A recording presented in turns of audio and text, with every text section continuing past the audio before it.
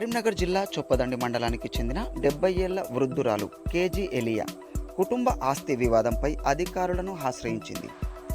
నలుగురు కుమారుల మధ్య ఆస్తి పంపకం జరిగినప్పటికీ తాను బ్రతికున్నంత కాలం ఇల్లు తనకే ఉంటుందని, ఒప్పంద పత్రం చేసుకున్నామని ప్రస్తుతం ఇంటి నిర్మాణానికి అడ్డుపడుతున్నారని ఆవేదన వ్యక్తం చేసింది. నా పేరు రాజమ్మ. మా సమస్య నాకు గంజి వత్తలేరు. నలుగురు కొడుకులు నన్ను తింపి చంపుతారు. నన్ను ఇల్లు కట్టుకొని నలుగురు కొడుకులు ఇంట్లోకి రానిత్తలేరు. గంజి వత్తలేరు. ఇప్పుడు 10 సంవత్సరాలు అవుతుంది. నన్ను పెద్ద చిన్న కొడుకు దగ్గర ఉంటాను. కొడుకులు నాకు గంజి పోయారట, నన్ను రానిత్తలేరు. నన్ను కొడతాను రమ్మని అంటలేరు, పెడతలేరు. కొట్టిరు నన్ను. నా కొడుకు కొట్టిండు, నా పెద్ద కొడుకు కొట్టిండు, నా కోడలు కొట్టింది. నీకు నేను ₹1,00,000 ఇచ్చింది అన్నది. సంతకాలు పెట్టేస్తే ₹1,00,000 ఇచ్చింది అన్నది. ₹1,00,000 తీసుకున్న వాళ్ళు అని అంటుంది. చెడు నా సమస్యలు, నాకు సమస్యలు ఏం కావాలంటే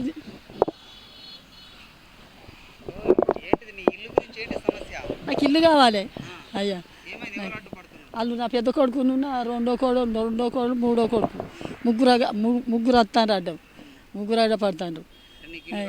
నాకు ఇల్లు అద్దట, అస్సలు అద్దట ఇల్లు. ఇచ్చిన సారు ఇచ్చిన. వాళ్ళు ఏమంటారు, వాళ్ళు పట్టించుకుంటలేరు, ఎవ్వరు పట్టించుకుంటలేరు.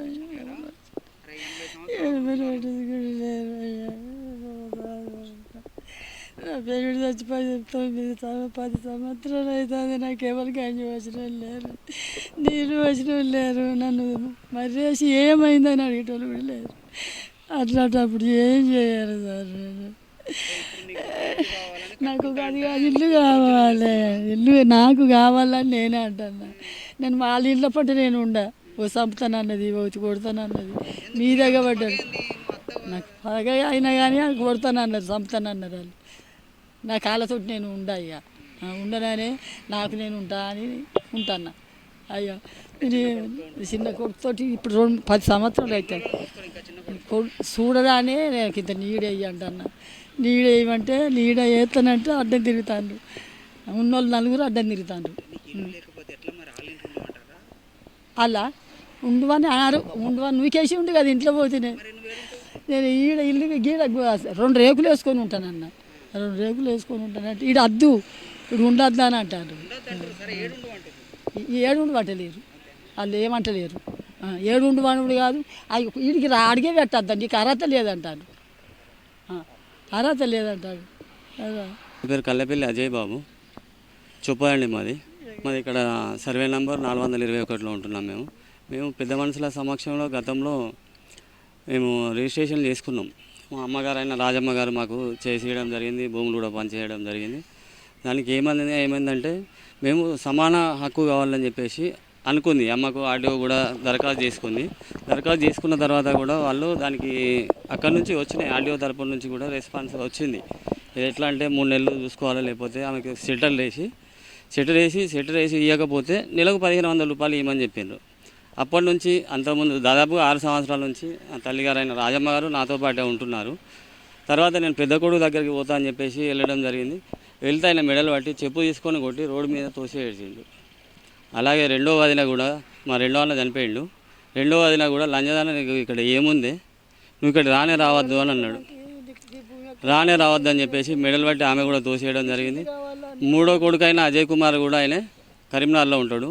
వాళ్ళు కూడా ఇంతవరకు ఏం రెస్పాన్స్ కాలేదు ఆర్డీఓ గారు ఇచ్చిన దానికి. మేము ఇక్కడ నలుగురము పెద్ద మనుషుల సమక్షంలో మేము మాట్లాడుకున్నది ఏంటంటే, పాతిళ్ళ అడుగు అమ్మకే చెందాలని చెప్పేసి మేము పెద్ద మనుషుల సమక్షంలో కాగితం కూడా రాసుకున్న తర్వాత ఆమెకు ఇల్లు కట్టుకుందామని ముందు పడితే ఆమెకు అడ్డుపడే కాకుండా కోర్టులో కేసులు పెట్టి మున్సిపల్ ఆఫీస్ నుంచి వాళ్ళను పంపించి నానా ఇబ్బందులు గురి చేస్తున్నారు.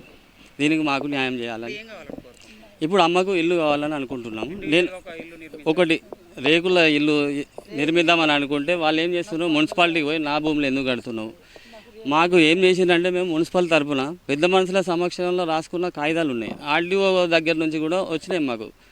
వచ్చిన తర్వాత దాంట్లో ఏమని ఉంది, 3 నెలలు మనిషికి 3 నెలలు చూడమన్నారు. లేకపోతే ఆమెకి సపరేట్గా ఒక షెల్టర్ వేసి నెలకు ₹1,500 ఇవ్వమని చెప్పిండ్రు. దానికి వాళ్ళు కట్టుబడి లేరు. కట్టుబడి లేకుండా ఆమెకు ఇల్లు కడదామని నేను ముందుకు వస్తే నన్ను రౌడీలతో చాలాసార్లు బెదిరించాను కూడా. ఆటోతో కూడా గుద్దడం జరిగింది. కానిస్టేబుల్ దానికి సాక్ష్యం రాజు కానిస్టేబుల్ గారు ఉన్నారు.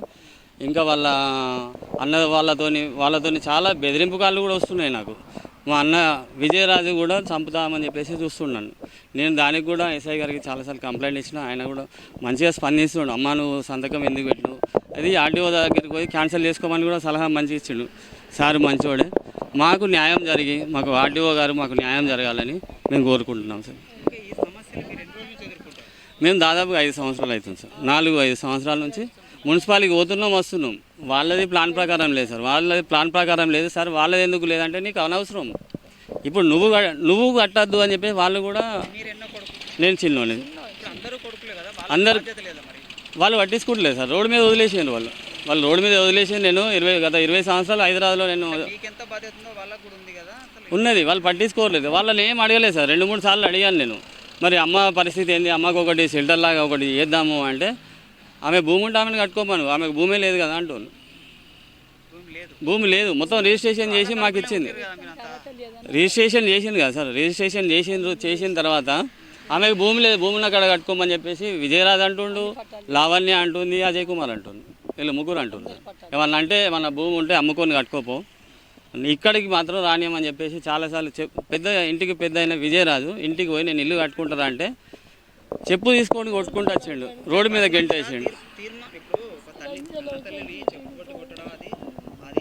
కొట్టిండు సార్. అది దానికి సాక్ష్యం కూడా కొత్తూరు దుర్గయ్య గారు ఉన్నారు.